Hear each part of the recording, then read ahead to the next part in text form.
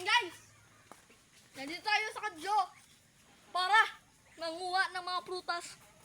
At ano na nga yung langka na kinuha natin at saka blueberry ba yun? Ewan ko, ang asim! Meron tayo dito santol, langka, at syempre hindi mawawala yung kaninang blueberries kaso ubos na ata. Ito ang santol. Tikman naman natin to.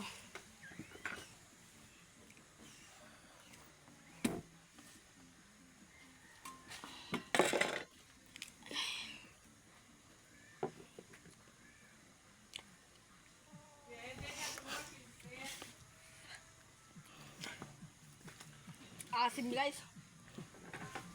Pero guys, alam nyo guys, kahapon ginawa namin itong ulam. Kahit gano'n kaasim to.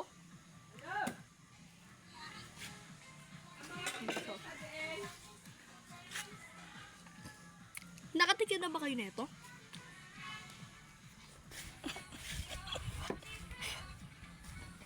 Ito pa guys! Tikman natin. Ito ang pinakamasarap sa lahat. Langka. Ito ang favorite ko.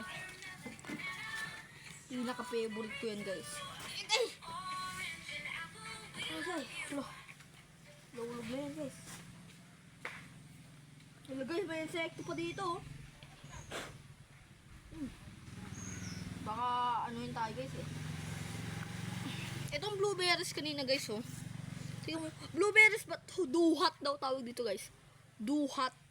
Pero may ukod na ata guys kasi putas-putas guys eh. So guys, sige mga guys.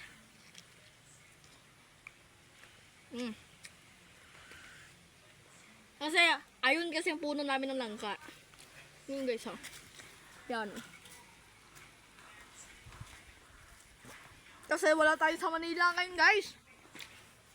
Nagpaalam ako na pwede dito muna kami dahil anniversary naman nakamatay ng agal lola.